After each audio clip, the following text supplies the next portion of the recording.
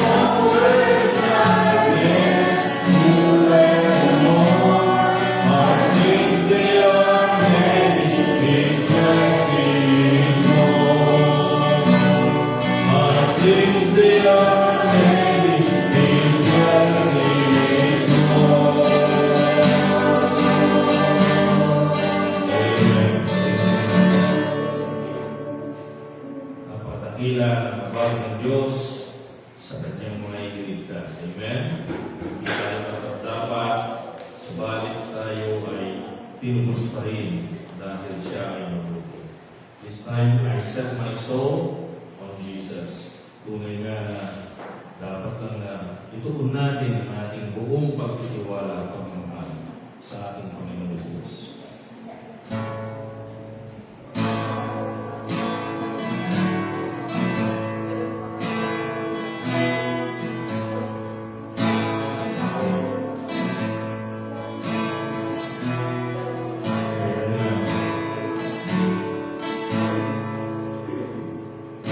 When we strive for trials, test my faith, I set my hope on Jesus.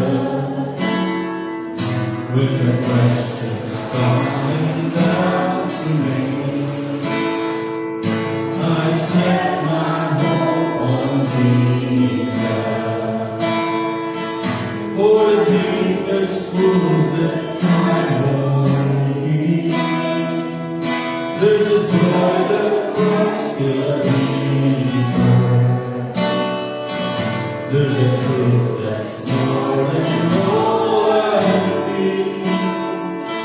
I set my hope on Jesus. I set my hope on Jesus. My God, my only trust, who set His heart upon me first. I set my hope on Jesus.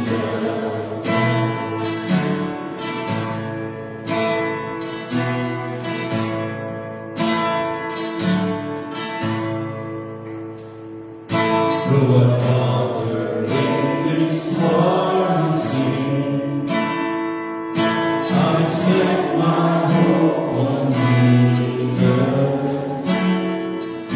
When I throw the fire and seek again, I set my hope on Jesus. Though the shame would drown me in its sea, I will so justice. I will cast my life on Calvary. I set my hope on Jesus. I set my hope on Jesus. My God, my only trust, who set His heart upon me first. I set my hope on Jesus.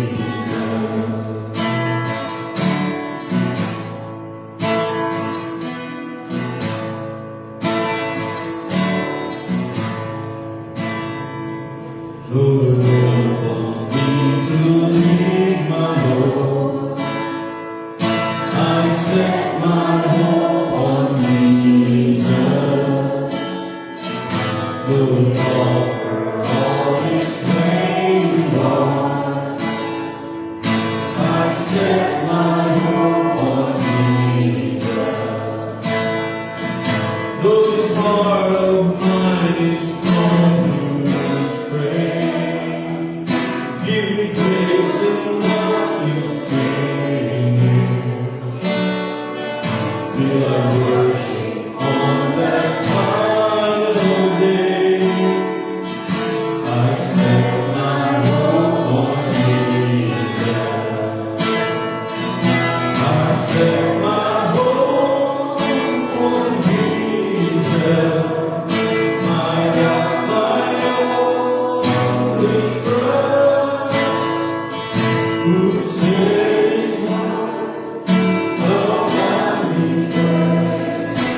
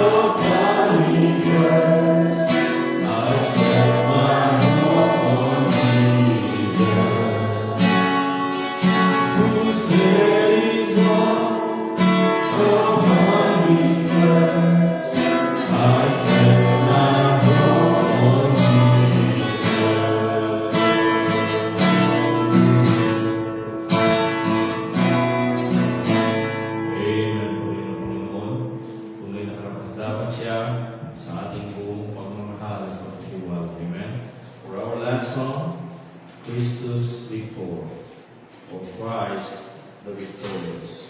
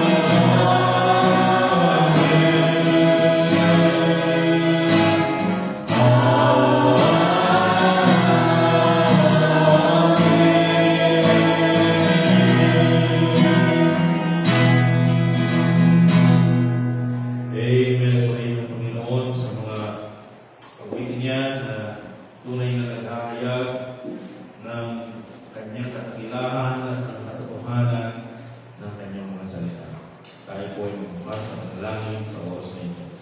O mga banal, dakilang Diyos na makapangyarihan sa lahat, salamat po muli sa araw na ito na inyong pinagkaloob, O Diyos, upang kami muli magsama-sama, magkatipon, at muli sama-sama sa isang puso, sa isang damdamin, at sa isang kaluluwa. Kami po ay lumapit sa iyo at magpasalamat, magpuri, dakilain ka, pagdiwang ka sa iyong habag at biyaya, at ikaw ay aming sambahin sa Espiritu at katotohanan, sapagkat ikaw ang nag-iisang Diyos, ikaw ang nag-iisang makapangyarihan sa lahat, ikaw ang nag-iisang pinakamahabagin at puspos ng biyaya, ikaw ang nag-iisang pinakadakila, at ikaw ay walang katulad at walang maikukumpara ng kahit sino at kahit ano sa inyo, Panginoon.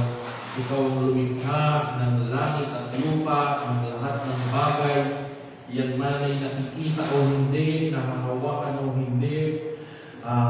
Ikaw at tanging ikaw lang ang dahilan kung bakit ang lahat ay nangyari at nagpapatuloy, Panginoon, dahil sa iyong kapangyarihan.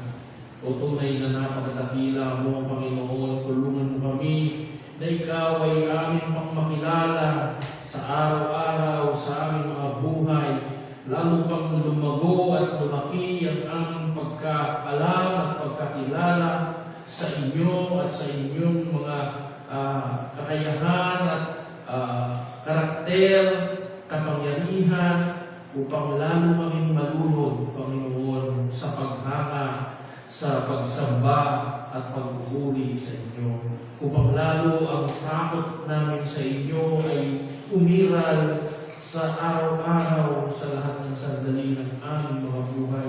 O Diyos, ilagay niyo nga ito sa aming mga puso, ilagay niyo nga ito sa aming mga isip, Panginoon, upang masumpungan niyo sa amin ang tunay na pagkilala at tunay na pagsamba sa inyong harapan.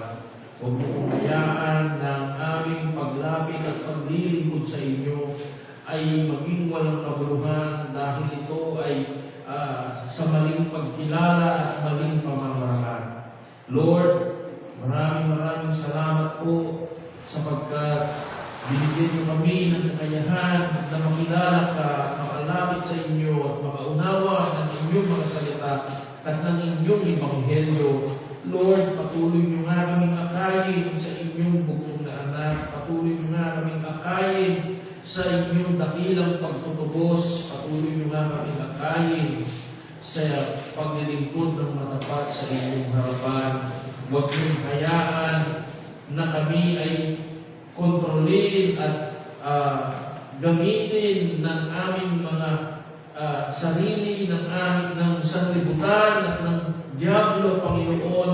Huwag mong hayaan na lustahin ng sanlibutan at ng Diablo ang aming lakas, ang aming buhay, at ang aming tinatangkilik. Bagkos, O Diyos, gamitin mo kami para sa inyong ikaluluwalhati.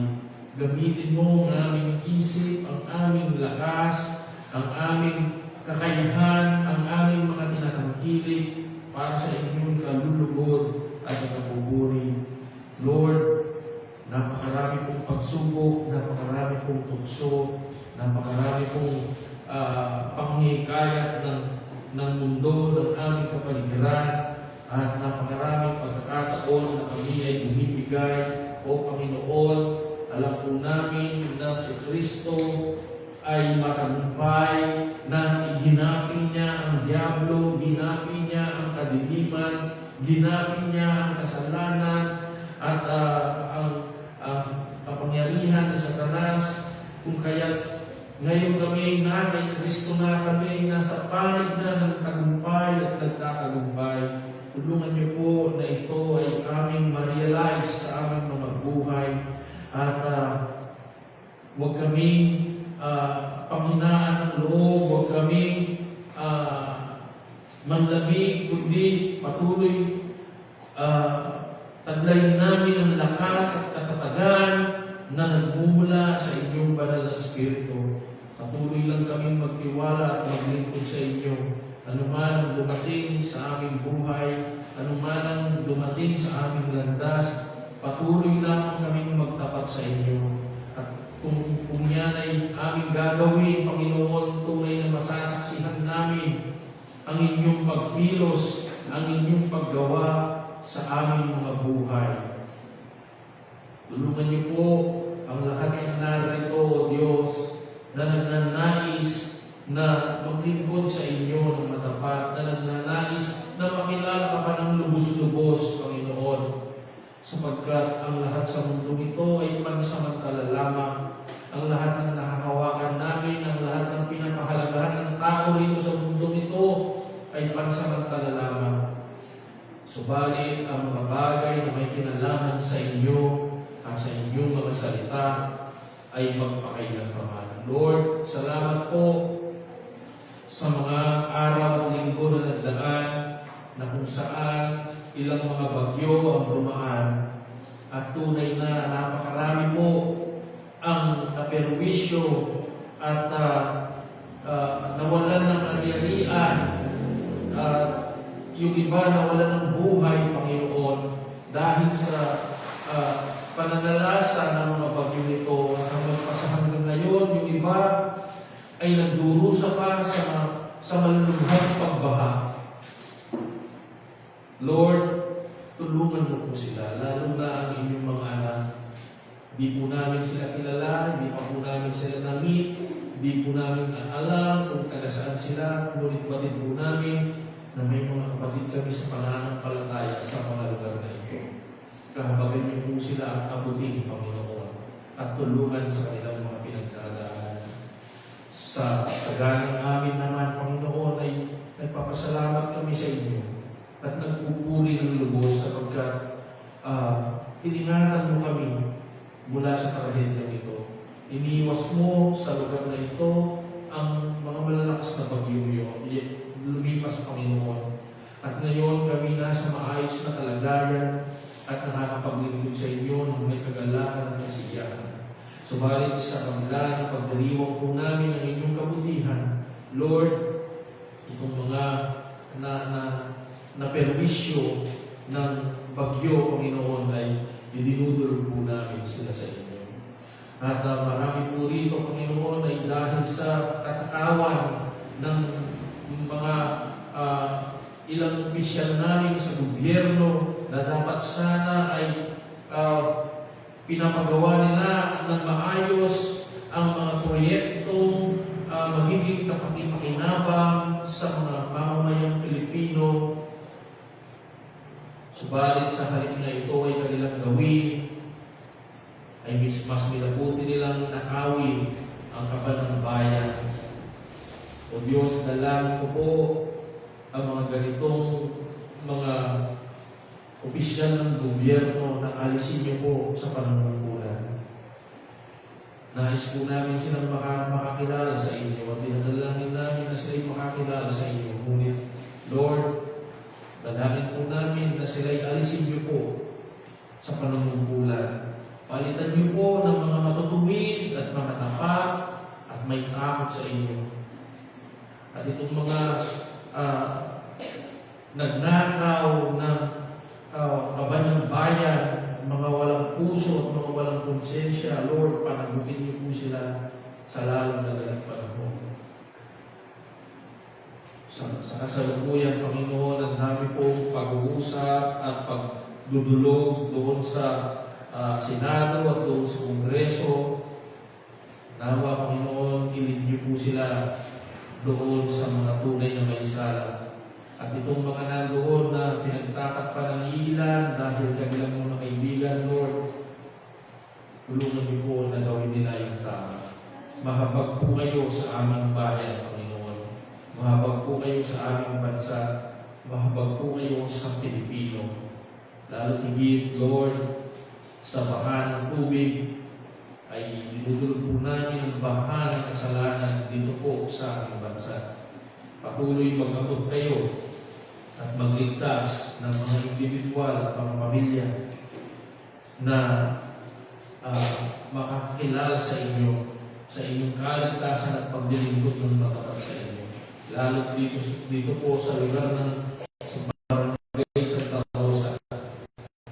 Tunay na napakarami pong mga simbahan dito, subalit ang karamihan ay hindi po nagtuturo ng tama, hindi po nagtuturo ng katotohanan. Tulungan niyo po na mga tao rito ay magkaroon ng puso na bukas at isip na bukas para sa inyong katotohanan at hanapin nila ito, Panginoon, at masumpungan sa magitan ng inyong kapalang biyaya. Lord, pagpalain niyo po ang aming gawain sa umaga nito. Pagpalain niyo po ang bawat isa. Salamat sa bawat isang nandito. Salamat, Panginoon. Dinala niyo rito ang aming mga paa. Tulungan niyo na ang aming puso at isip ay maituon sa lahat ng aming gagawin, lalo sa pakikinig ng inyong mga banal na salita. Tulungan niyo po bawat isa, yung magbukas ng aming mga kaunawaan, lalo na ng inyong walang kabulong lingkod, Panginoon. Kayo po gumamit sa kanyang mga labi na kung saan ang katotohanan lang ng inyong mga salita, ang inyong may pangaral ng walang akibat na personal na interes, kung hindi ang mga salita ng lamang, Panginoon, sapagkat ang mga personal na interes at ang mga personal na emosyon na binabanggit sa likod ng pulpito ay walang kapangyarihan upang kitusin at baguhin ang puso ng inyong mga anak. Tanging mga salita niyo lamang at ang inyong ebanghelyo ang siyang makakakilos at makakapagbago ng buhay ng mga nakakapakinig sa magitan ng pagkilos ng inyong banal na Espiritu.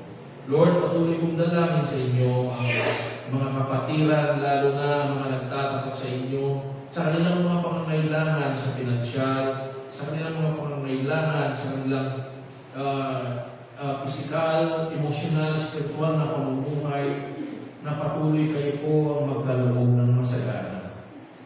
Tulungan niyo rin ang mga kapatid po namin na may mga kabuhayan, ang mga kapatid namin may mga trabaho, yung mga nagtatrabaho, may mga mahal sa buhay na nagtatrabaho sa ibang lugar, sa ibang bansa. Ang pag-iingat po ninyo sa mga mahal nila sa buhay ay pagkaloob lalo higit. Akayin niyo po sila sa inyong bugtong na anak kung hindi pa sila nakakakilala sa inyong Panginoon. Tulungan niyo rin po ang lahat ng pangangailangan ng inyong mga anak sa araw-araw na ito po ay masumpungan at katasbuhin niyo lalo sa mga nagtatapat.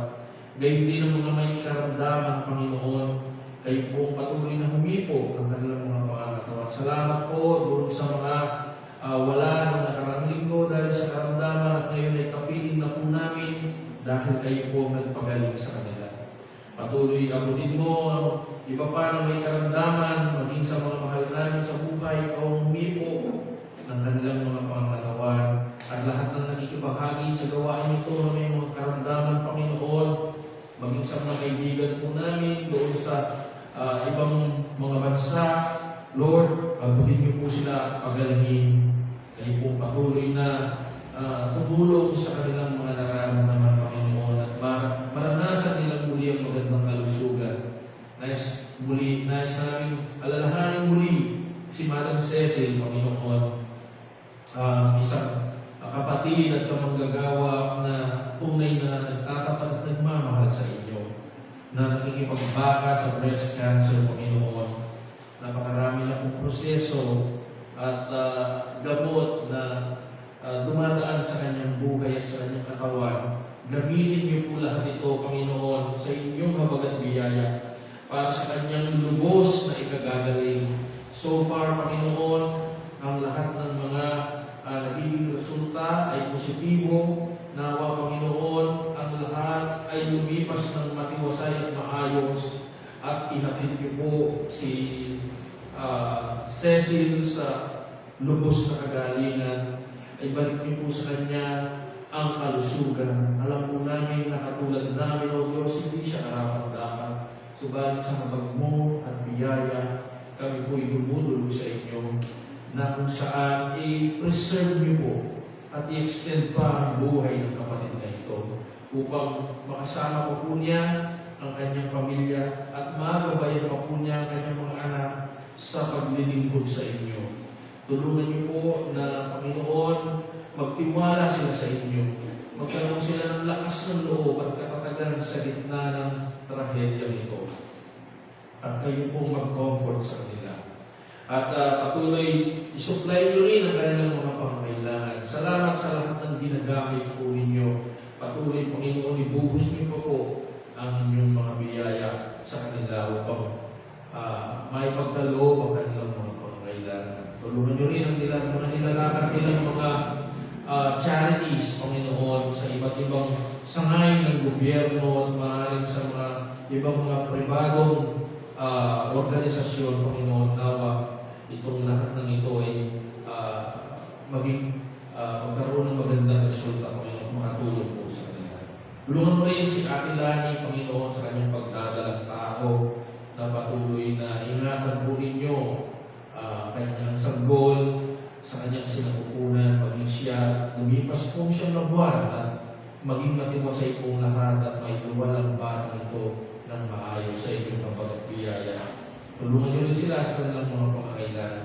Tulungan niyo rin ang iba namin mga kapatid na may mga karamdaman tulad ni Ate Josie, Panginoon, si Nanay Elena, at yung mga iba pa, Panginoon, na marahil may konting sama ng katawan, sipon, ubo, sakit ng ulo, Panginoon, at yung iba ay hindi po nakapag-request, Lord, subalit may karamdaman po sila, abutin po ninyo ang bawat isa ayon sa inyong kapag-biyaya. Patuloy niyo pong i-bless ang gawain nito at maging ang gawain ng Good Shepherd Baptist Church sa kabuuan ng Concepcion, maging sa probinsya ng Magalang, Panginoon. At patuloy na pagpalain niyo po ang lahat ng gawain, maging instrumento ito at pantayo ng katotohanan ng inyong Ebanghelyo at wala na rin matapat. Pinupuri po namin kayo at nataas o Diyos. Mahal po namin kayo, wala kami ibang nais kundi ang paglingkuran namin kayo ng matapat. At kung may mga kasama pa po kami na wala sa pagnanais po nila ang paglingkuran ng matapat, Lord, ilagay niyo po sa kanilang puso sa inyong kapag-biyaya. Pagpalain niyo pong bawat isa at hindi ang hiniladalamin sa matamis at makapangyarihang pangalan namin tagapagligtas at mananako ng Diyos na si Jesus. Amen.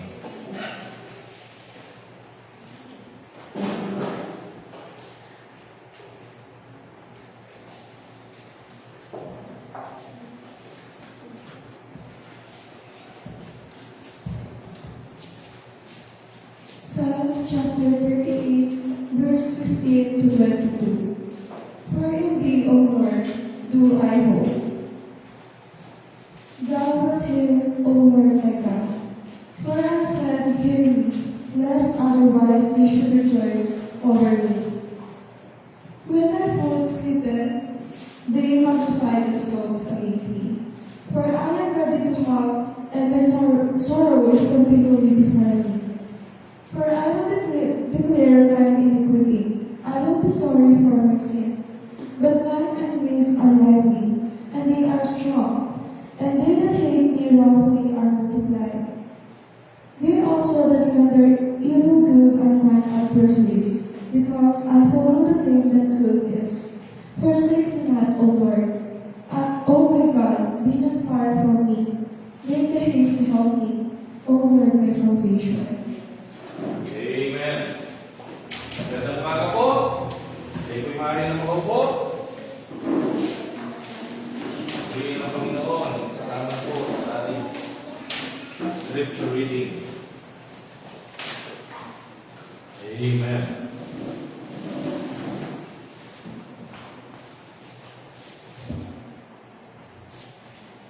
Tayo po ay tuloy-tuloy na, kapatid. At nandito po tayo sa aklat ng Unang Tesalonika. At kung nakalagay po ay pag-aralan po natin ang kabanatang 2. Tama? At dito po ay pag-aralan po natin sa chapter 1, pag-aralan po natin ang pagpupuri ni Paul at pagpapasalamat niya sa Diyos sapagkat ang mga mananampalataya sa Thessalonica sa kabila po ng napakaiksi ng pananatili ni Paul, Silas at ni Timothy doon sa Thessalonica at sila po'y pinaalis, ay nagpatuloy pa rin po ang mga mananampalataya doon. At yun ay isang napakaganda, kahangahangang bagay na kung saan sa kabila ng maiksing pagtuturo lang ang kanilang tinanggap, pero naging sapat na po yun para sila ay magpatuloy ng matapat sa Panginoon sa kalagitnaan ng maraming pagsubok. At sa chapter 2 naman po, napag-aralan natin kung paano binigay ni Paul ang kanyang nararamdaman para po sa mga mananampalataya doon po sa lugar ng Thessalonica, kung paano niya ipinahayag ang kanyang pagmamahal sa kanila. So this time, dito po sa chapter 3, ay makikita naman natin ang concern ni Paul para sa mga mananampalataya dito po sa lugar ng Thessalonica. Bagamat hindi po makabalik si Paul dito sa lugar na ito, ay ipinadala niya si Timothy para malaman niya ang kanilang kalagayan. Okay, basahin po natin ang ating teksto dito sa chapter 3. Basahin po natin yung buong chapter, verses 1 to 13. Verse 1, wherefore, when we could no longer forbear, we thought it good to be left at Athens alone, and sent Timotheus, our brother and minister of God, and our fellow laborer in the gospel of Christ, to establish you and to comfort you concerning your faith, that no man should be moved by these afflictions. For yourselves know that we are appointed thereunto. For verily, when we were with you, we told you before that we should suffer tribulation, even as it came to pass. And you know, for this cause, when I could no longer forbear, I set to know your faith, lest by some means the tempter have tempted you, and our labor be in vain. But now, when Timotheus came from you unto us, and brought us good tidings of your faith and charity or love, and that you have good remembrance of us always, desiring greatly to see us as we also to see you. Therefore, brethren, we were comforted over you in all our affliction and distress by your faith. For now we live, if you stand fast in the Lord. For what thanks can we render to God again for you? For all the joy wherewith we joy for your sakes before God, night and day, praying exceedingly that we might see your face, and might perfect that which is lacking in your faith. Now God Himself and our Father and our Lord Jesus Christ direct our way unto you. And the Lord make you to increase and abound in love and toward another and toward all men, even as we do toward you. To the end, He may establish our hearts, unblameable in holiness before God, even our Father, at the coming of our Lord Jesus Christ, with all His saints. Pagpalain po ng Diyos ang mga salita, tayo muling dumulog sa Diyos bago tayo magpatuloy. O banal, dakilang Diyos, salamat po at muli ang inyong mga salita ay aming nabuksan at nabasa at mapagbubulay-bulayan. At bago po kami magpatuloy, Panginoon, ay nais namin muling kilalanin ang kawalan namin ng atiban na kami yung kasihan at gabayan na ihatid sa kaunawaan ng mga katotohanan ng inyong mga salita. Sa magitan ng inyong mga pangyarihan banal na Espiritu na siya nagbubukas ng puso, ng isip at ng kaunawaan upang ang kakayahan na ito ay maintindihan ay makasamin. Kaya muli, Lord, sa kapagmong biyaya, kayo po ang manguna sa amin at magturo sa aming pagbubulay-bulay at nawa ay maging lubos ang pagpangunawa ng bawat isa sa mga salitang ito na aming pag-aaralan at bubuksan ito. At ito po aming dalangin sa pangalan ni Jesus. Amen. Ang pagmamahal at pag-aalala ni Pablo sa mga mananampalataya sa Thessalonica. Paul's genuine love and concern to the Thessalonian believers. So sa unang 5 talata ay makita natin dito ang pagbanggit ni Paul sa papadala niya kay Timoteo doon sa Thessalonica. At ang talatang 6 naman hanggang 10 ay ang pagbanggit naman ni Paul ng pagbabalik ni Timothy mula sa Thessalonica, kung ano ang kanyang ibinalita at kung ano ang nangyari. At ang talatang 11 naman hanggang 13 ay ang panalangin naman ni Paul para sa mga mananampalataya sa Thessalonica. So, isa-isahin po natin ito, mga kapatid. Para makita natin kung paano sa maiksing panahon na nakilala at nakasalamuhan ito, itong mga tao nito, pero yung relationship po nila na develop sa Panginoon ay naging napakahigpit. Alam po ninyo, mayroong mga tao na parang napakahirap pakisamahan. Tama? Napakahirap na makasama mo sa isang lugar. Kasi may pagka-selfish sila at mahirap sila makasama ng matagal kasi gusto nila sila lagi ang bida, sila lagi ang pinupuri at lalo na yung mga taong nanak. Alam niyo ba yun? Yung mga sensitive na konting bagay lang talagang nagtatampo sila. Yan, yung mga ganyang tao, mahirap kong makasamahan yan. Wala kang masabi na kung ano, minsan biro lang, di ba? Tapos kung magtampo ay wagas.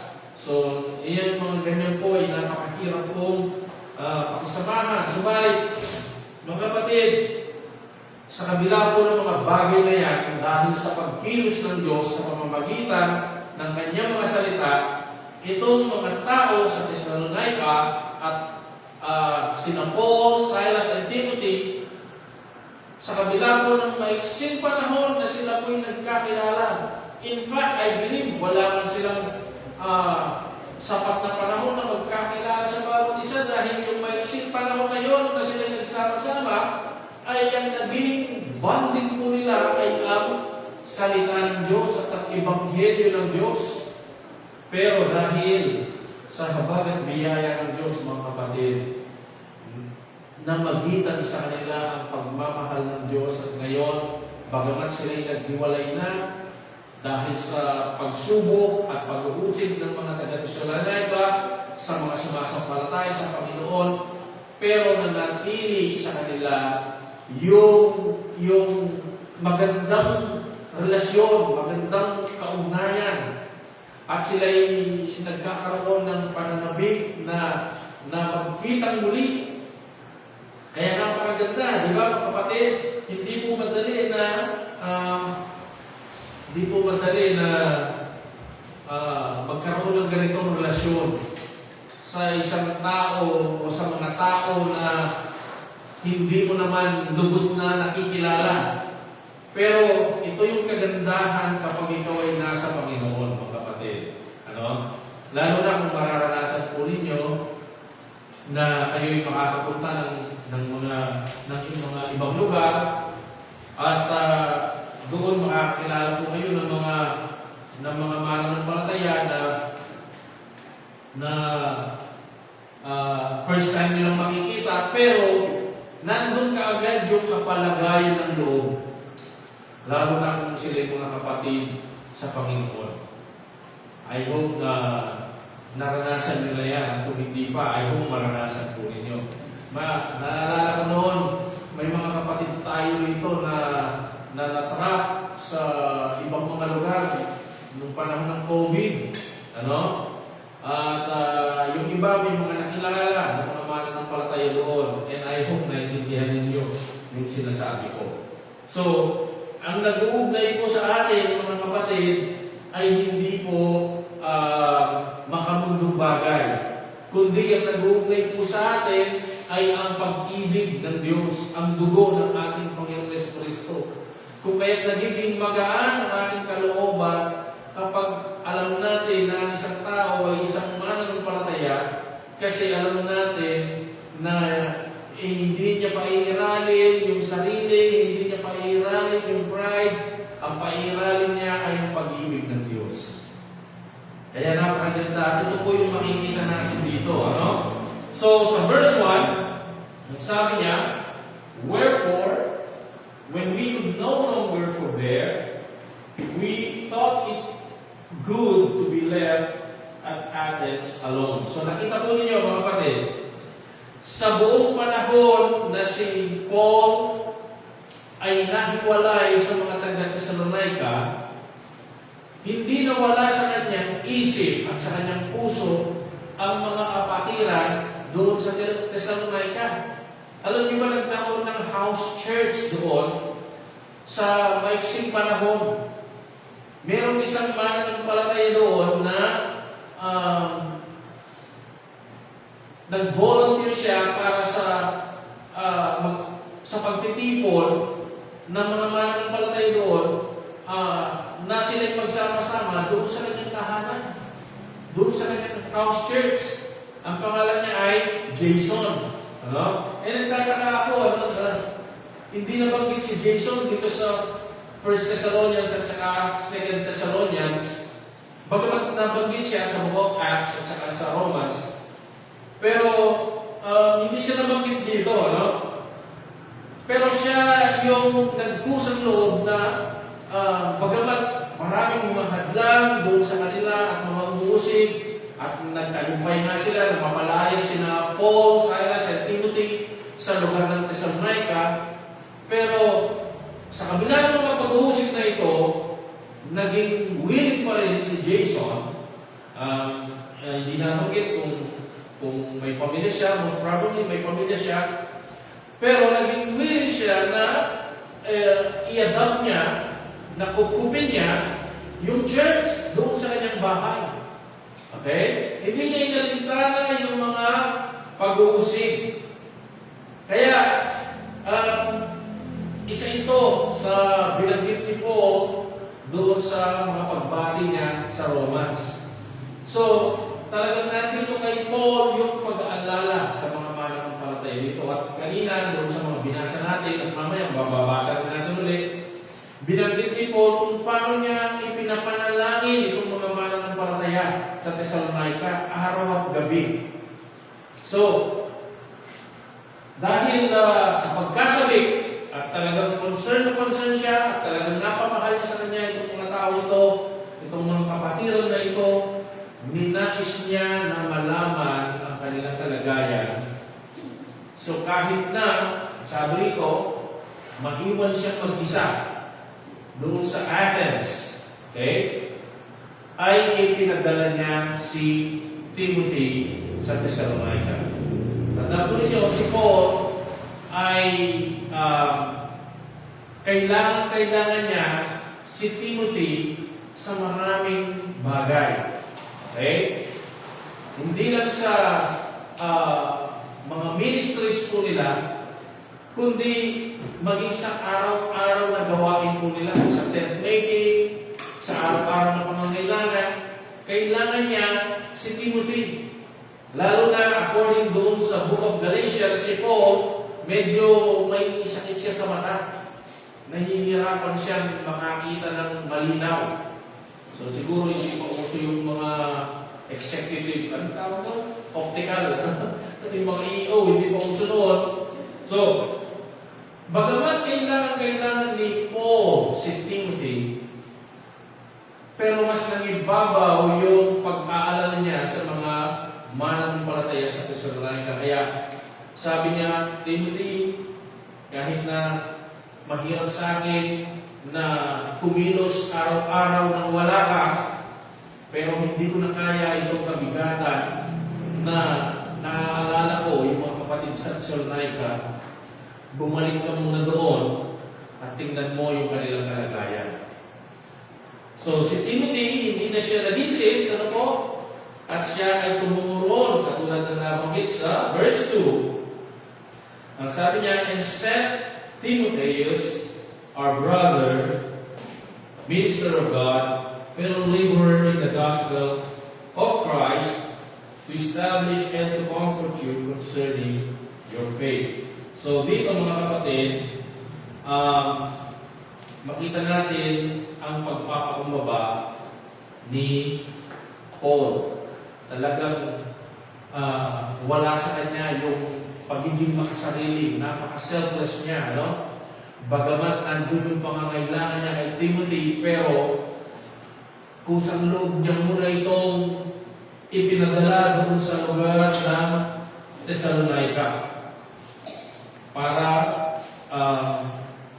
sa layunin na tingnan yung kalagayan ng mga mananampalataya at hindi lang tingnan at makita, kundi upang sila rin ay kanya, sabi niya, establish and to comfort concerning the faith. So, hindi niya inuna yung pangangailangan niya. Amen?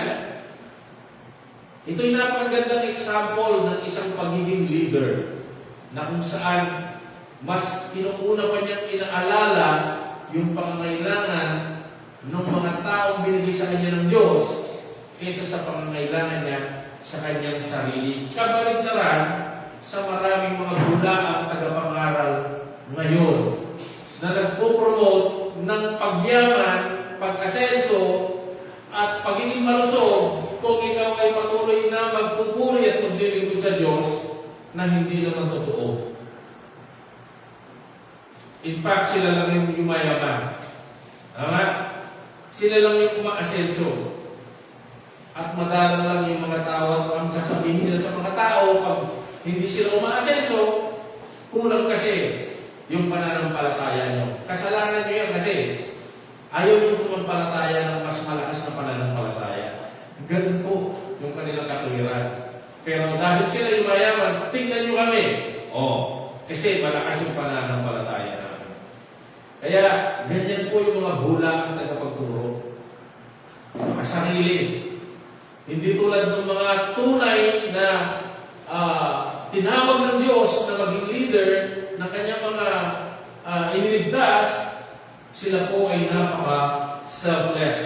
Okay? So, pinadala niya si Timothy. So, napakaganda itong karakter na ito ng isang leader na si Paul. And, si Timothy ang ipinadala niya kasi na kay Timothy rin yung karakter ng isang mabuting leader. Okay? Tandaan po natin, nung napag-aralan natin yung aklat ng Timothy, yung 1 Timothy, kung maalala ninyo, si Timothy doon ay batang-bata pa. Okay? Hindi pa siya ganun kahanda. At hinuhubog pa siya ni Paul. Pero ngayon, mga kapatid, ang sabi ni Paul dito sa verse 2, and sent Timotheus, ang sabi niya, our brother. Kung maalala niyo sa unang Timothy at sa ibang mga aklat na ating napag-aralan, ang tawag ni Paul kay Timothy, my own child. Ang aking anak. Sabi niya, tinuturing niyang anak. Pero ngayon, dahil si Timothy nag-mature na, amen? at siya'y tunay na naaasahan na sa ministry, tinawag niya our brother. So, ipinupromote na niya si Timothy. Amen? Dahil sa growth at maturity na inabot ni Timothy sa kanyang paglilingkod. At ito'y napakagandang example naman ni Timothy sa bahagi ng discipleship na kung saan tayo dapat hindi tayo nananatili sa isang kalagayan spiritual sa matagal na panahon. Amen? Kundi katulad ni Timothy, mga kapatid, tayo rin ay lumalago sa Diyos. Lumalago sa ating pananampalataya. At sabi pa niya, minister of God. Okay? Hindi lang siya brother, kundi tinawag din niya minister of God. Okay? So, hindi lang yun. Ang sabi pa niya, fellow laborer in the gospel of Christ. So, napakagandang mga katangian na ibinigay niya kay Timothy. Talagang ipinapakilala niya si Timothy sa mga kapatiran na ito upang siya maging lubos ang pagtanggap nila sa tao ito. Kasi, remember, nung nandun sila, si Paul bilang leader at bilang apostle, siya yung nakikipag-ugnayan dito sa mga tao nito. Pero nung may bumalik, hindi si Paul ang bumalik, kundi si Timothy. Kaya ngayon, sinasabi niya, kahit hindi ako yung bumalik, kahit si Timothy lang yung bumalik, dahil nandyan si Timothy, parang nandyan na rin ako. Yun ang sinasabi ni Paul, mga kapatid. Amen? So, gaano kalaking blessing ang mga katulad ni Timothy sa gawain. Amen?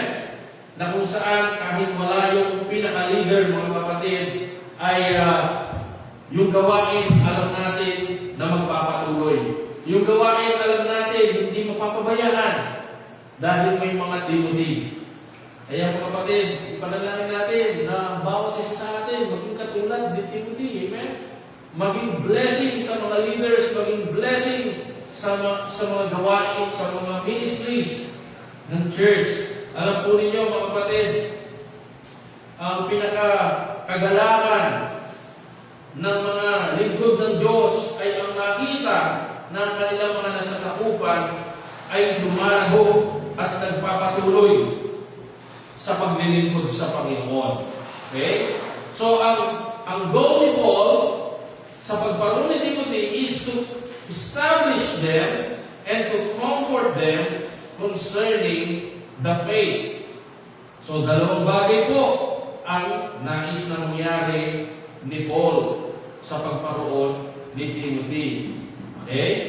Hindi sinabi ni Paul na kaya pinapunta dyan si Timothy para siguruhin na kayo'y yumayaman, para siguruhin na kayo'y maasenso, para siguruhin na hindi kayo nagkakasakit. Yung ba sinabi niya? Hindi. Pananampalataya ang iniliin ni Paul. Hindi siya nagbanggit ng kung ano man ang kalagayan nila, physically, materially, wala. Kundi ang concern ni Paul ay spiritual. Higit sa lahat, spiritual. Of course, hindi natin sinasabi na hindi concerned si Paul sa kanilang kalagayan physically. At yan ay makikita rin natin maya-maya. But, ang pinaka-concern ni Paul sa kanila ay yung kanilang spiritual life. Amen? Kaya, ito yung binabanggit ni Paul na kung sila ba ay nagpapatuloy sa kanilang pananampalataya, sa katotohanan, sa Ebanghelyo, lalo higit sa paglilingkod sa kanilang Panginoon at tagapagligtas, walang iba kundi ang ating Panginoong Hesus. Kaya mga kapatid, dito nakikita natin ang pagmamahal at pag-aalala ni Pablo. Una sa lahat, may kinalaman sa kanilang pananampalataya at hindi lang may kasama ko.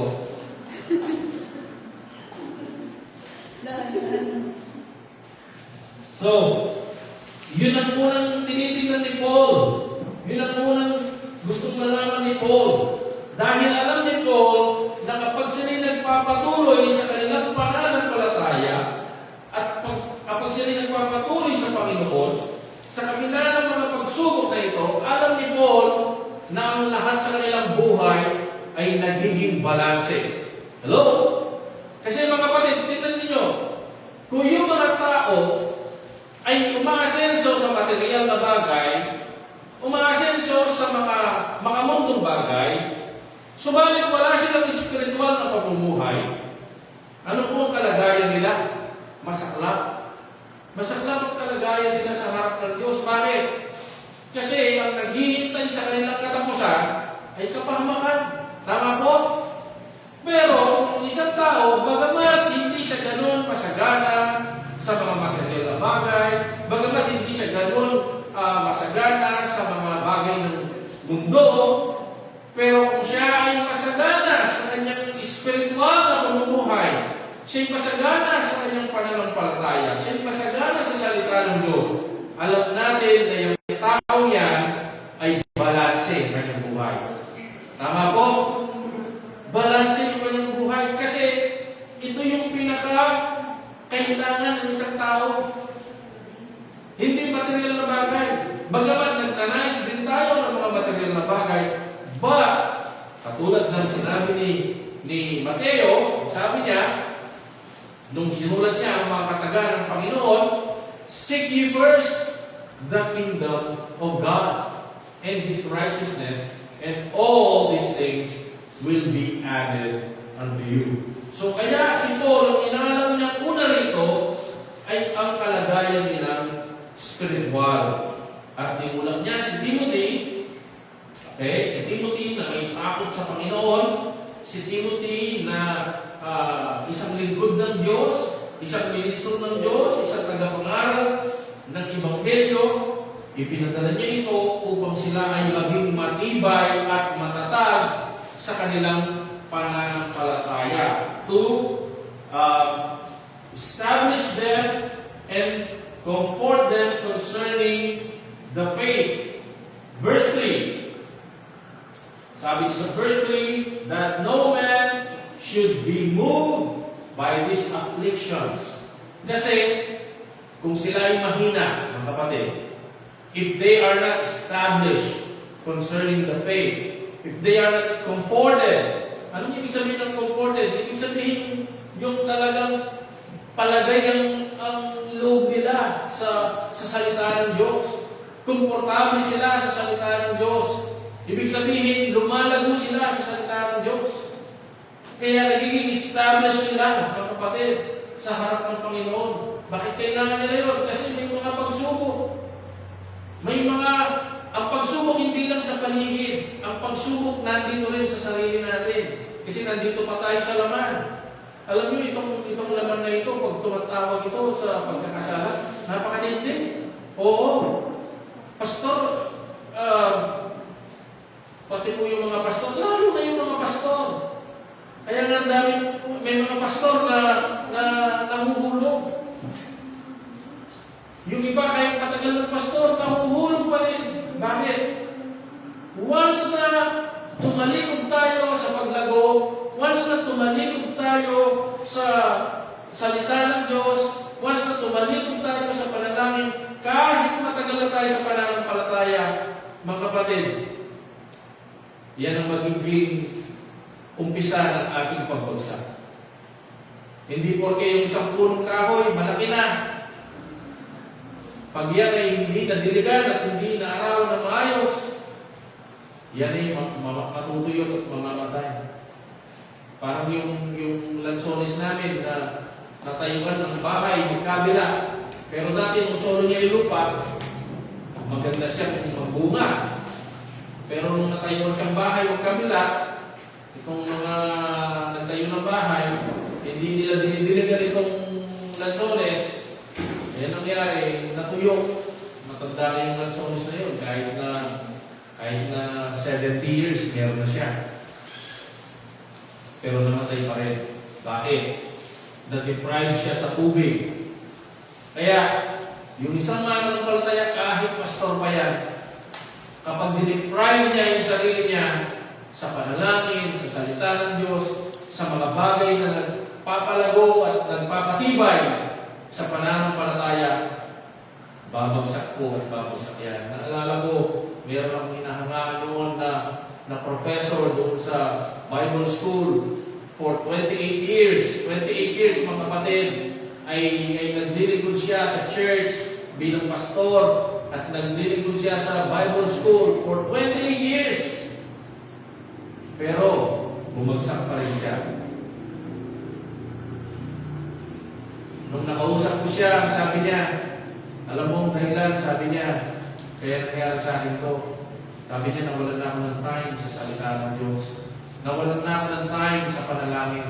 Kasi ang tendency, mga kapatid, pag dumadami ang kaalaman natin sa salita ng Diyos, parang ang katwiran natin, alam ko na yan eh. Kahit hindi na ako mag-aral, alam ko naman na yan eh. Oh. Kaya pag nangyayari, pag tinatamad sa salita ng Diyos, tatamarin natin sa panalangin. Yun ang delikado, mga kapatid. Kaya, napakahalaga na, sabi ni Paul dito, may mga pagsubok. Hindi lang sa labas yung pagsubok, hindi lang sa mundo, dito rin sa ating sarili. Yung katamaran sa panalangin, yung katamaran sa pagbabasa ng salita ng Diyos. Yan po maglalagay sa atin sa delikadong kalagayan na kung saan maglalayo sa atin sa Panginoon. Kaya sabi niya, for yourselves know that we are appointed thereunto. So, nung una pa lang, sabi po ni Paul dyan, mga kapatid, nung una pa lang, sabi niya, itinagubilin na namin yan sa inyo, na yan ay mararanasan natin. Di ba? Sa chapter 1 and verse 6, I think, ng 1 Thessalonians. Ang sabi niya, and you became followers of us and of the Lord, having received the word in much affliction. Sa simula pa lang. Di ba? Nakita nyo na, may pagsubok na, ang sabi ni Paul. At ito rin yung sinasabi ni Paul sa Philippians chapter 1 and verse 29.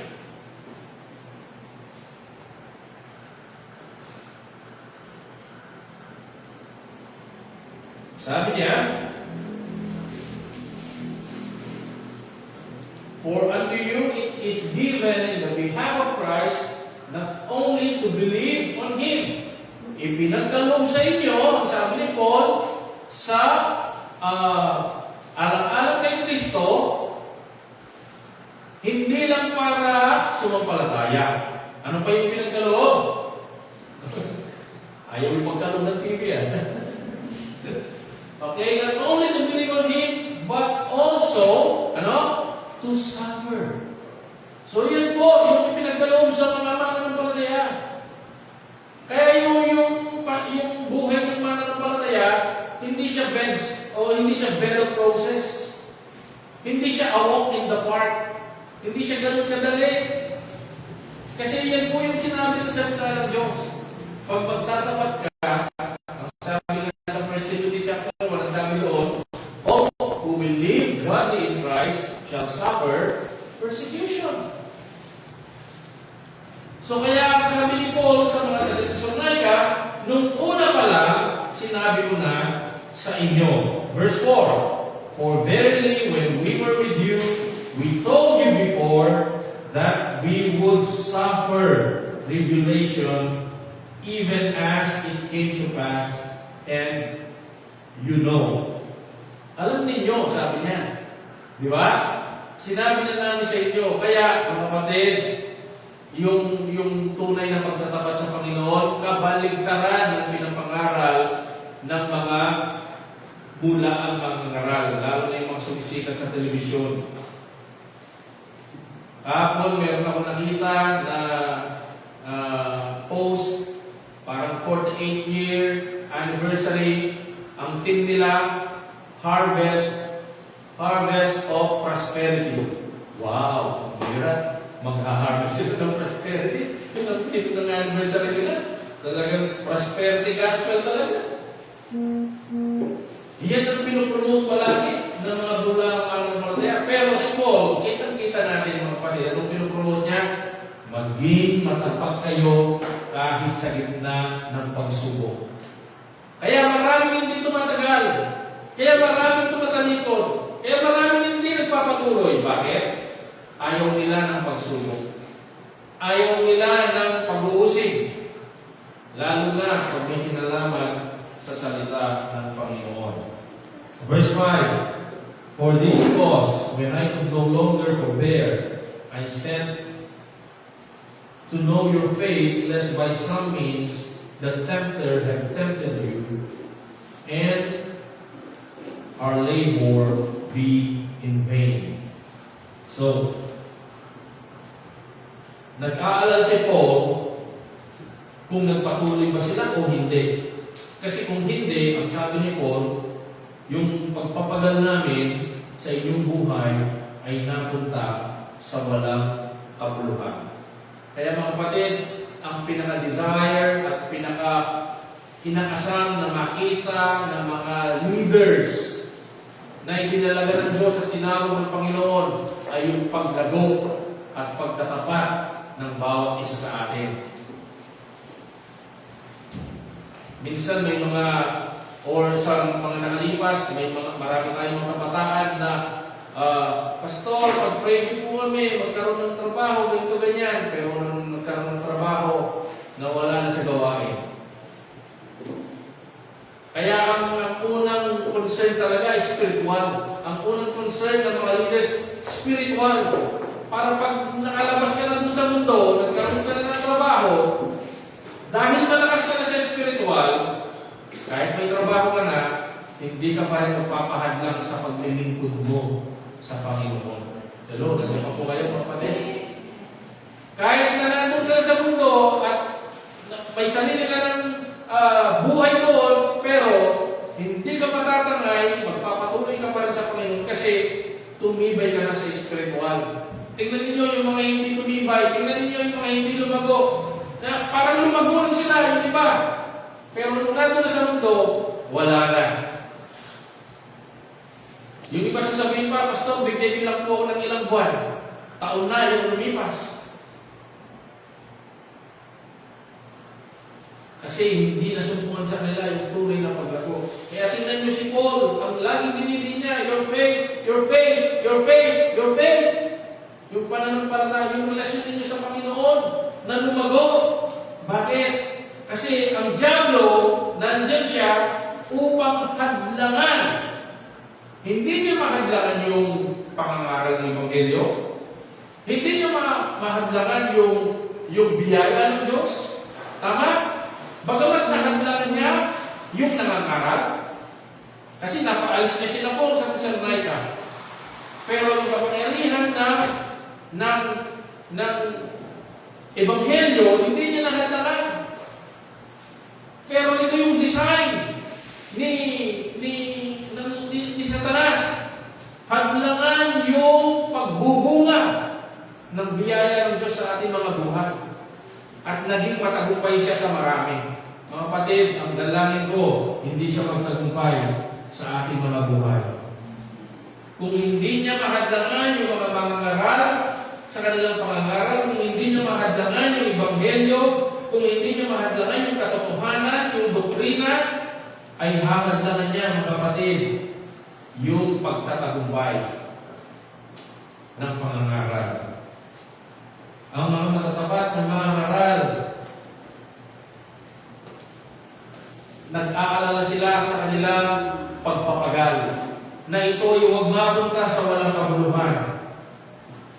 Kasi ayaw ng kahit sinong tunay na mangangaral na magpagal sa walang kabuluhan.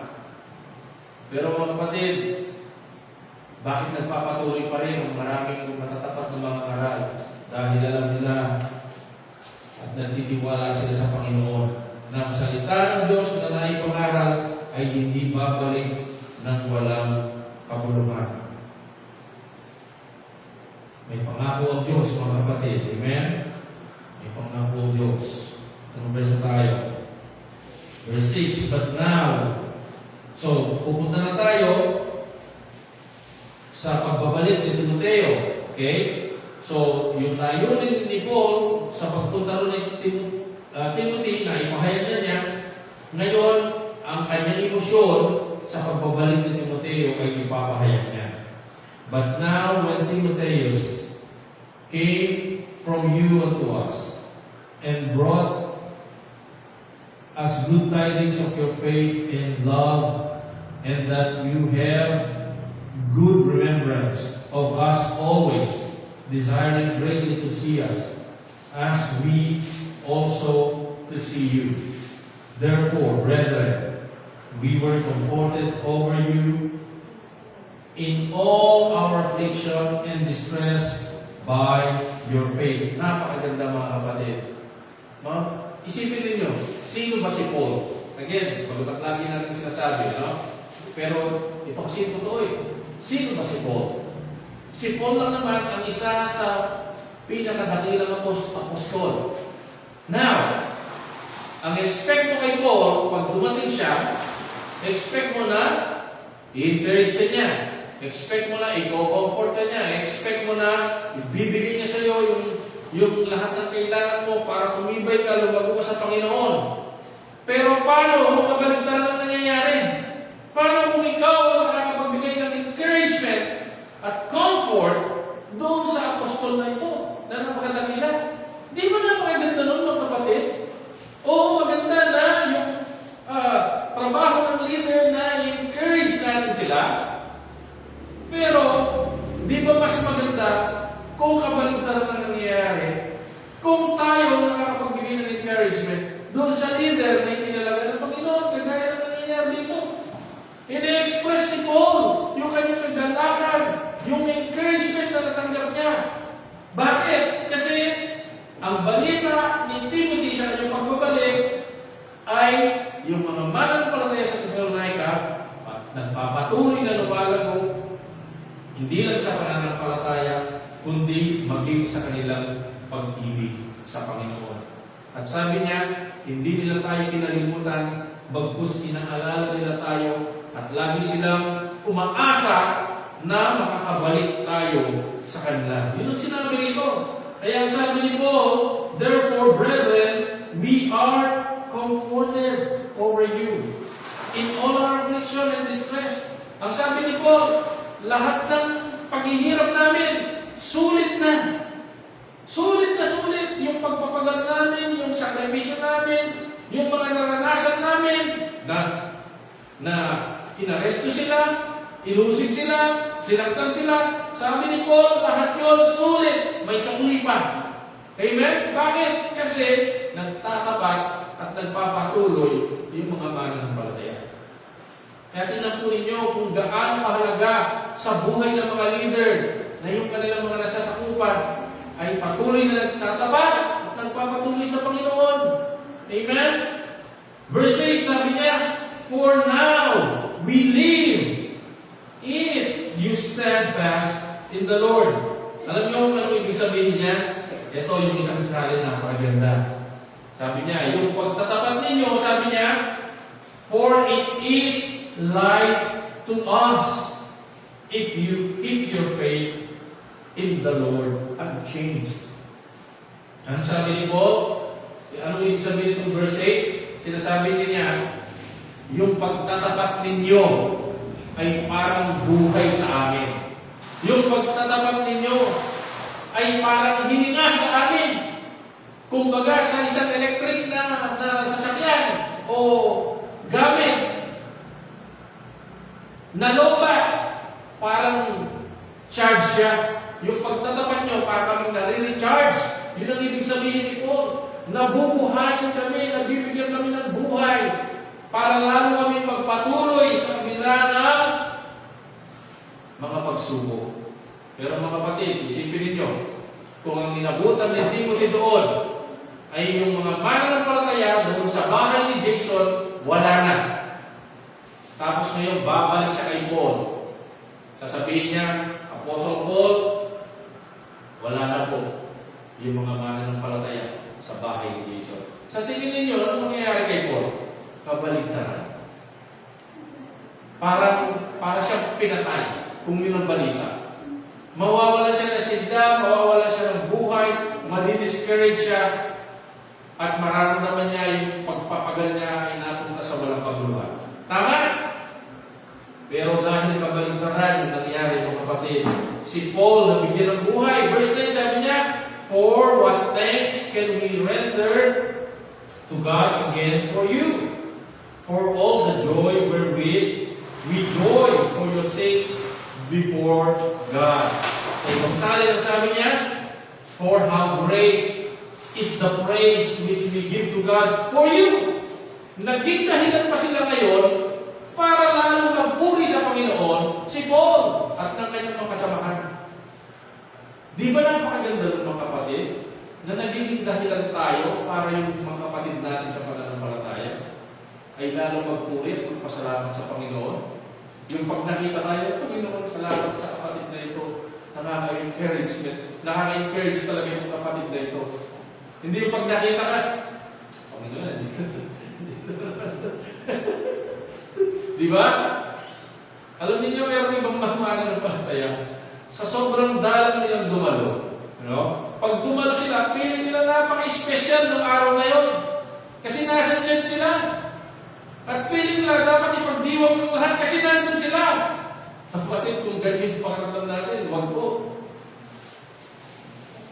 Hindi po tama na napakadalang po natin. Tapos gusto natin, gayon pa. Di ba? Halimbawa, may isang kapatid na sa loob ng ilang buwan, hindi dumalo o taon, tapos biglang dumalo, tapos parang tinuring mo lang siya na parang mga kapatid dyan na regular na dumadalo. Hindi mo siya ni-recognize na, salamat, bumalik si kapatid na ganito. Walang ganon! Talagang tinuring mo lang na normal. Tapos, nung palis, makakaramdam pa siya ng, di mo lang na-recognize. Di yata ako nila gusto ron. Ay, di lang babalik doon. Kung ganyan ang galing mo, wag ka na talaga bumalik! Hello? Gusto mo kadalang mo na recognize ka pa. Di ba? Bagamat di naman po natin ginagawa yun, di ba? Pero kung ganun yung attitude, abay, huwag ka na talaga bumalik. Kung sa pagpabalik mo, hinahanap mo lang ang recognition, di ba? Ay, magsisimba ko ngayon. Tagal ko na di nakasimba. Ilang buwan na rin. Halos kalaking taon na rin. O, gano'n isang taon na rin. Magbibis mo ng maayos. Sigurado, recognize ako ngayon. Pagdating mo sa church, tinuring ka lang na normal. Hindi ako na-recognize, Pastor. Grabe naman sila. Kami pang grabe! Hello? Di kasi naman. Di ba?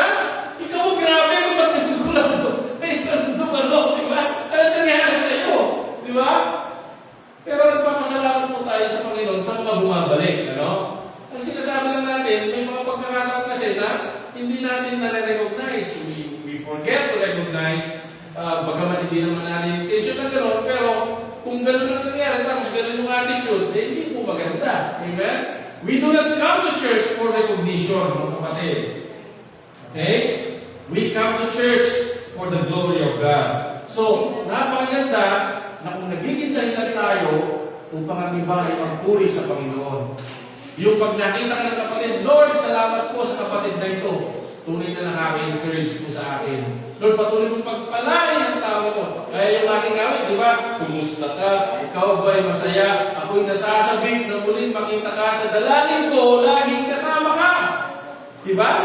Yun ang awit natin, parang yung simulat ni Paul Di ba?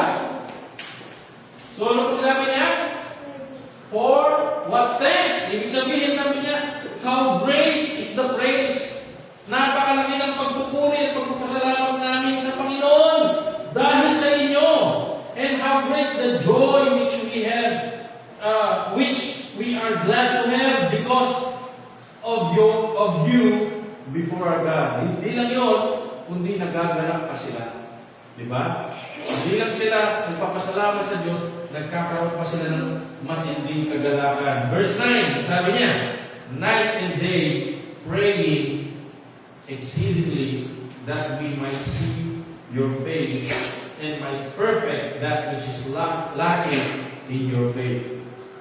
So, sabi ni Paul, ipinapanalangin ko kayo araw at gabi. Mga kapatid, gusto ko rin sabihin sa inyo, ipinapanalangin ko kayo sa Panginoon. As much as possible, hindi naman tayo ganun karami, nababanggit ko po kayo isa-isa sa Panginoon. And I hope ganito yung maging karakter natin, katulad ni Paul. Magdalangin tayo sa bawat isa, katulad ng napag-aralan natin ng nakaraan. Kung kailangan niyo yung panalangin ko, kailangan ko rin yung panalangin ninyo. So, sabi ni Paul sa mga taga-Thessalonica, pinapanalangin ko kayo. Hindi lang yung pananampalataya ninyo, kundi na makita ko kayo muli. Dahil marami pa akong gustong ibahagi sa inyo. Yun ang ibig sabihin na and might perfect that which is lacking in your faith. Marami pa akong gustong ibahagi sa inyo. Marami pa akong gustong ituro sa inyo. Yun ang sinasabi ni Paul sa kanila. At alam niya na itong mga taga-Thessalonica ay nauuhaw at nagugutom sa salita niyo. So itong verse 6 hanggang 10, ang kapahayagan ni Paul ng kanyang pagpupuri, pagpasalamat at kagalakan dahil sa pagtatapat ng mga mananampalataya sa Thessalonica. Napakaganda, di ba? Na kung saan na yung apostol na dapat nag-encourage, siya ngayon na nag-encourage. Yan ang pakaganda mga kapatid, ano? Kaya,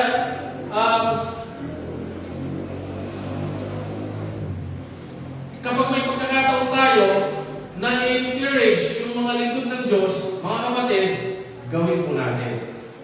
Next month, okay, magkakaroon ulit ng Pastor's Appreciation. Bagamat personally, hindi naman ako masyadong pabor na ipinagbiriwang yung mga pastoral.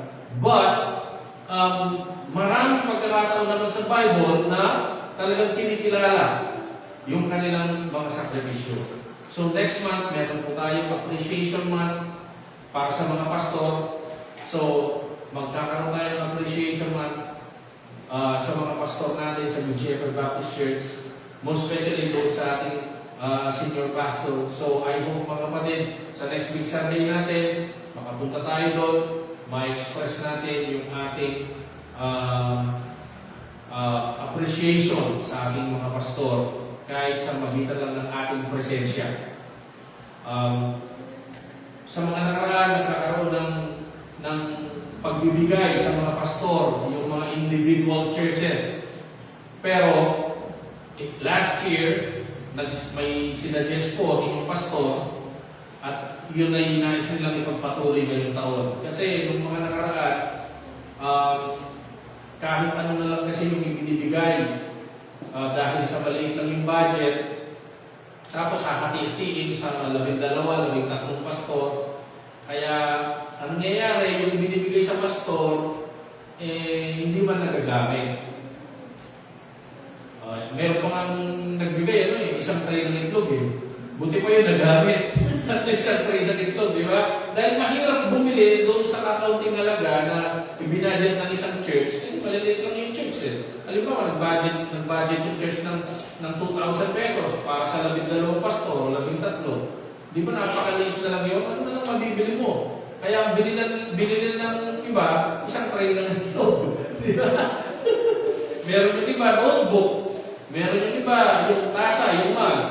Pero, hindi masyadong napapakinabangan at nagagamit. Now, napipilitan yung mga churches na magbigay for the sake na may maibigay. So, nagsuggest po yung inyong pastor na what if yung budget ng lahat ng churches ay pagsamasamahin na lang kaysa sa ibigay ng kanya-kanya. What if pagsamahin na lang lahat? Tapos, hatiin sa 12 o 13 mga pastor. Pagkatapos, hatiin ng pantay-pantay. Pagkatapos, bumili ng kahit isa o 2 item na magiging kapakipakinabang sa mga pastor. So last year, ganoon po yung nangyari at ngayon gusto nilang ipagpatuloy yun. So, kahit wala lang bigayan ng kanya-kanya, pero magbibigay pa rin yung church natin collectively, pagsasama-samahin at magiging kabahagi pa rin tayo sa appreciation ng lahat ng mga pastor. At naisip ko, mga kapatid, na kung kung kung kakayanin natin, total matagal pa naman ito, sa last Sunday pa ito ng October, ay kahit maghanda po tayo, ibibigay po natin sa ating missionary pastor. Halimbawa,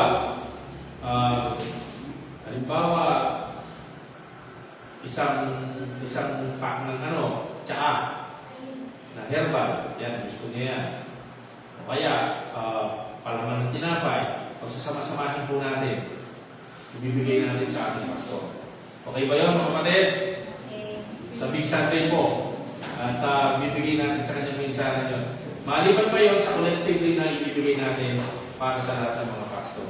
So, wala tayong kakayahan na bigyan lahat ng katulad ng gagawin natin. Pero, gusto natin i-appreciate yung ating pastor na ginamit ng Panginoon para yung Good Shepherd sa conception ay lumago. So, I hope gawin po natin yun.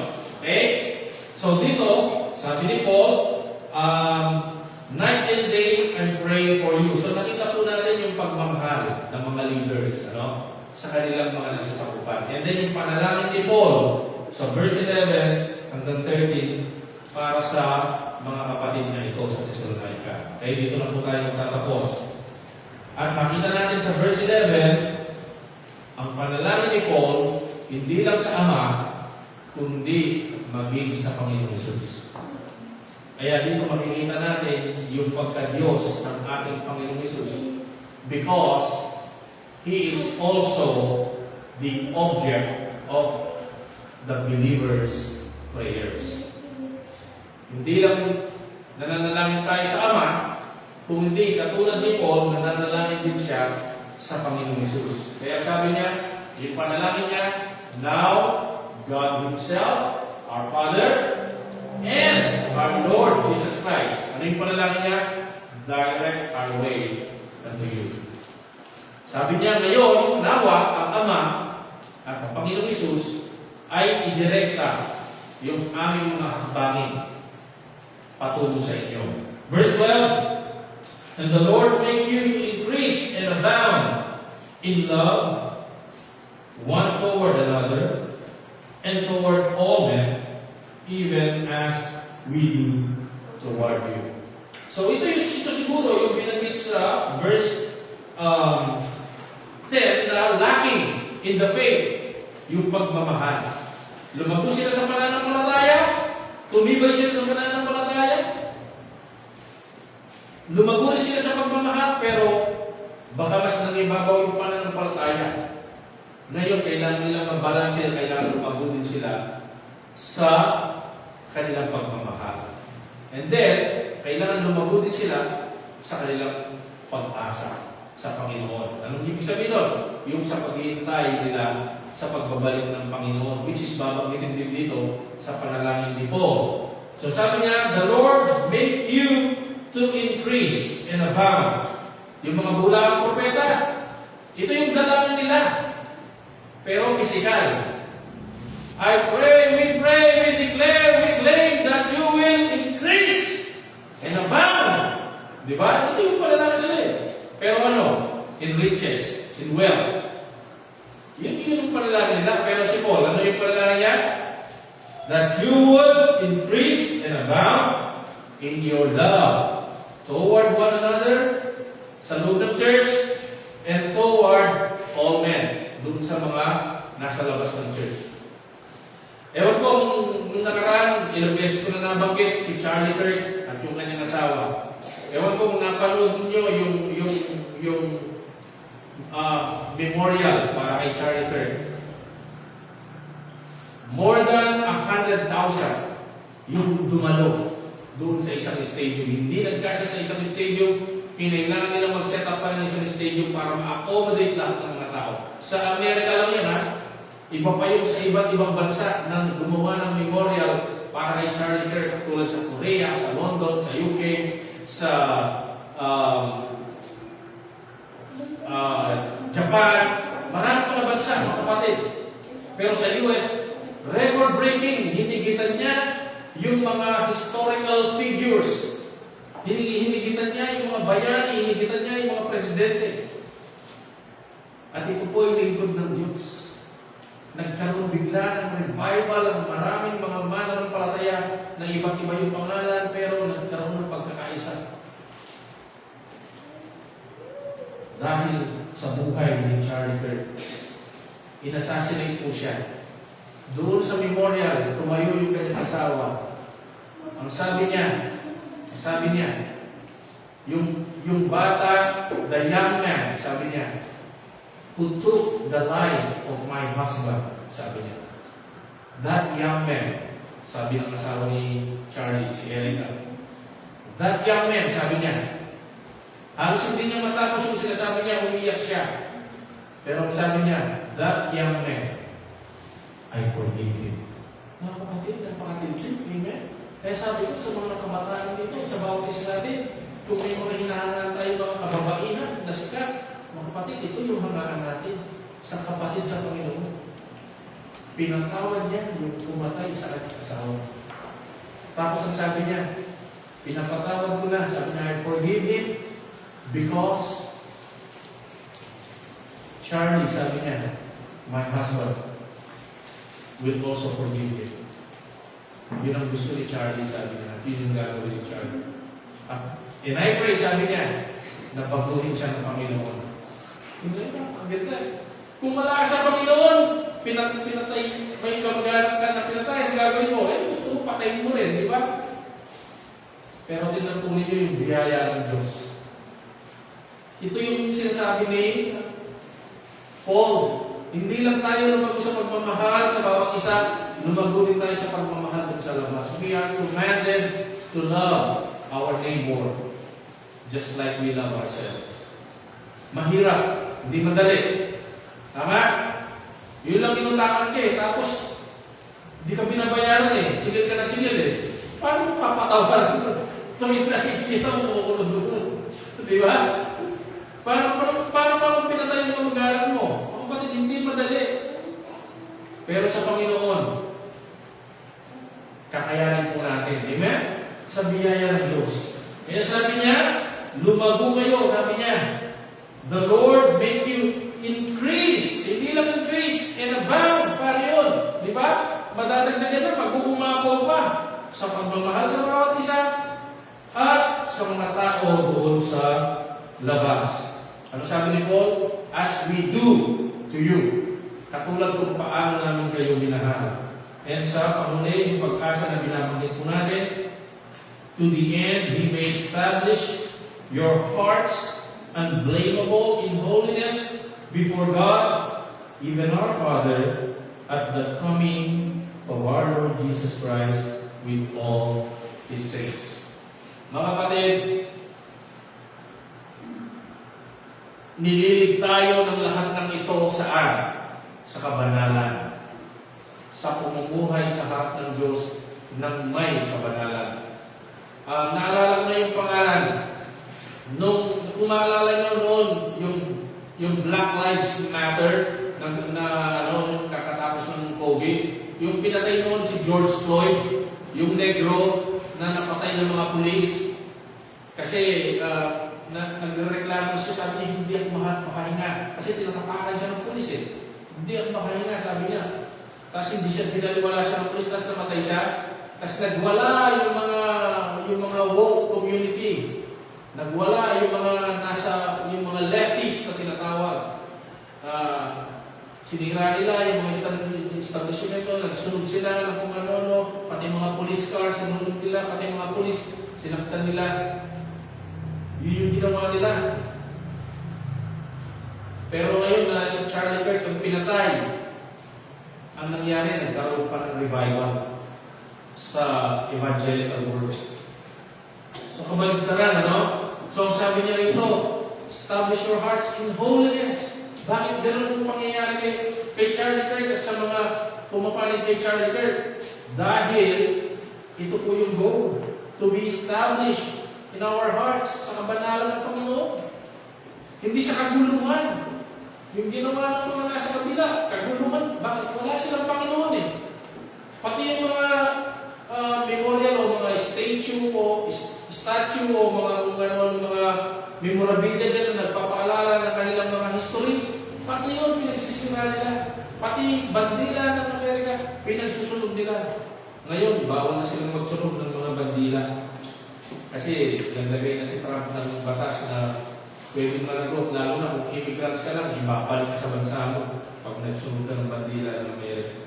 So, napakaganda, no? Sabi niya, establish your hearts unblameable in holiness before God, even our Father, at the coming of our Lord Jesus Christ with all His saints. Mga kapatid, napansin niyo po yun? Sa pagbabalik ng ating Panginoong Hesus with all His saints. Kasama lahat ng kanyang mga iniligtas. Yung iba, sinasabi nila, ang tinutukoy daw rito ay yung mga mananampalataya lang na namatay. No, ako hindi ganon. Malinaw po sa salita ng Diyos ang sabi niyo po, sa pagbabalik ng Panginoon, una, sabi niya, yung mga namatay kay Kristo, sasalubog sa Kanya. And then, sabi niyo po, and then, we which are alive will be taken. So, isang iglap lang yun, mga kapatid. Hindi yun yung parang, bumalik ng Panginoon, ba't hindi pa tayo ginawa? Hindi, yung mga patay muna, bumalik muna tayo. Hindi po gano'n, mga kapatid. Ang sabi ng 1 Corinthians 15, in a moment, in the twinkling of an eye. Mabilis lang yun. Sa pagbabalik ng Panginoon, isang iglap, nandun na yung mga namatay kay Kristo. And then immediately, right after the last trump, yung trompeta, yung mga buhay naman. At ang sabi niya dyan, at the coming of our Lord with all His saints. Walang man ng palatayang maiiwan rito. Kasama ng Panginoon, sasalubungin natin siya, and then babalik ang Panginoon kasama lahat ng mga man ng palataya. Anong gagawin? To judge the world. To judge the unbelieving.